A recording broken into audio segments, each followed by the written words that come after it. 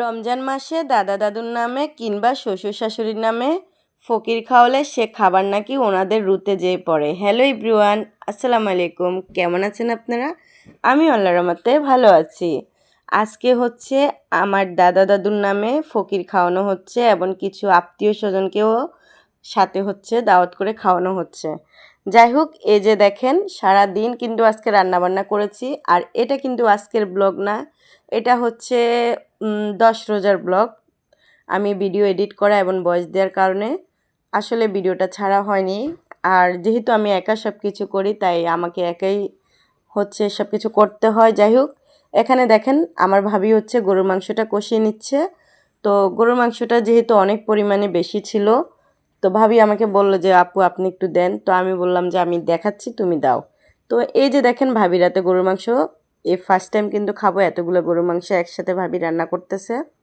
তো এখানে হচ্ছে ভাবি হলুদ মরিচ মশলার গুঁড়ো যা যা লাগে আমরা দিয়ে রান্নাতে সবগুলো দিয়ে একসাথে ভালো করে কষিয়ে ভাবি হচ্ছে এটাকে চুলাতে বসিয়ে দিবে। আর হাত দিয়ে কষালে বেশি মাংস না অনেক বেশি মজা হয়। যখন আপনি হাত দিয়ে সব মাই মশলা দিয়ে কষিয়ে চুলায় বসিয়ে দিবেন, দেখবেন ওইটার টেস্টটাই অন্যরকম হয়। যাই হোক, এখানে হচ্ছে অনেক কিছু রান্না করতে হবে, যেহেতু হুজুর খাবে, আত্মীয় স্বজনেরা খাবে, তাই আরও অনেক কিছু রান্না করতে হবে। তো এখানে হচ্ছে রান্না করার জন্য কিছু পুঁই শাকের বিচি নিয়ে নিয়েছে যেটা রান্নার জন্য। আর এদিকে দেখেন বিড়ালগুলো দেখে আমার ভীষণ ভালো লাগলো, তাই আপনাদের সাথে একটু শেয়ার করতে চলে এলাম। এখানে আরেকটা সুন্দর দৃশ্য ছিল যেটা দেখাতে পারিনি। এইদিকে আম্মুকে হচ্ছে কালারটা দেখাচ্ছিলাম, মাংসের কালারটা কেমন হয়েছিল। আর এই যে বড় আপু হচ্ছে মেটি আলু কাটতেছে, মেটি আলু দিয়ে পাঙ্গাস মাছ দিয়ে রান্না করবে। তারপর হচ্ছে আপনার মেটি আলুটা অনেক বেশি সুন্দর ছিল, এটা আনছে আব্বু বাজার থেকে, সহজে পাওয়া যায় না। তারপর এখানে কোলর ডাল সিদ্ধ করে নিয়ে নিয়েছে। তারপর মুরগির মাংসটা হচ্ছে বসিয়ে দিচ্ছে। মুরগির মাংস প্রথমে ফ্রাই করে তারপর হচ্ছে বসাচ্ছে। আর ডালটা হচ্ছে আমার একটা বোন বেটে দিচ্ছে।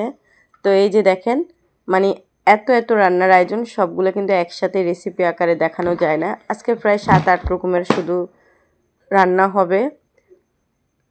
তারপর হচ্ছে ইফতারের আইটেম আছে, তো মসজিদে ইফতারি দিয়ে দিয়েছে। বাসায় আমরা অল্প কয়েকজনে হচ্ছে ইফতার করব, সেটা অন্যভাবে হচ্ছে আইটেম করতেছে।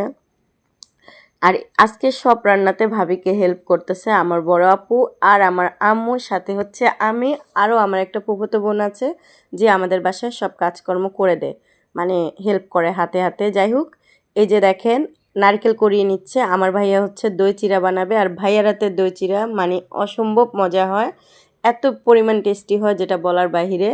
তো ভাইয়াকে হেল্প করতেছে আমার ছোট বোন। আসলে এত রান্নাবান্না এত আয়োজন একা তো করা সম্ভব না, সবাই মিলে হাতে হাতে করতেছি। এই যে বলের মধ্যে আটতেছে না, তাই ভাইয়া হচ্ছে একটা বড় বালতিতে ঢেলে নিয়েছে, যেহেতু অনেক মানুষের ইফতারের আইটেম। তো যাই হোক, আমাদের ইফতারে কিন্তু সবথেকে মেন যেটা, এটা হচ্ছে দই চিড়াটা থাকতেই হবে। আর আমার ছোট বোনটা আসার সময় দুটা হচ্ছে তরমুজ এনেছে। দেখেন তরমুজটা পুরোটাই নষ্ট, 500 টাকার তরমুজ, মানে একদম পুরো ভিতরে কচি হয়ে গেছে।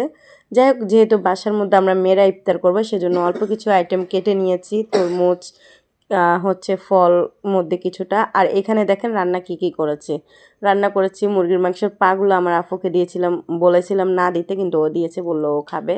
আর হচ্ছে মাছ করেছে, মুরগি করেছে, পুঁই শাকের বিচি করেছে, তারপর হচ্ছে লইট্টা মাছ করেছে। এদিকে হচ্ছে অনেক মানুষকে খাওয়ানো হচ্ছে সামনে ডাইনিং টেবিলে, আর কিছু মানুষকে এখানে বসিয়ে দিয়েছে। ভিডিওটা কেমন